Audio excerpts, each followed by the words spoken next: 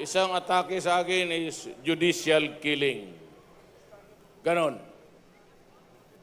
Hindi ko aminin na pumatay ako ng tao na nakatali, nakaluhod.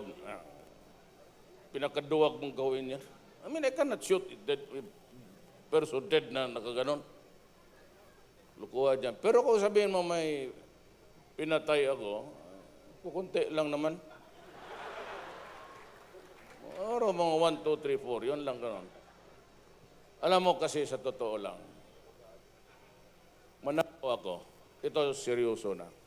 Pero yung sinabi ko lahat totoo yan. Hindi ako I do not lie. Wala akong obligasyon na magsinungaling. Putang ina, bakit ko? O ito, yung mga kriminal, sinabi ko na sa inyo, o kung may kapatid ka doon,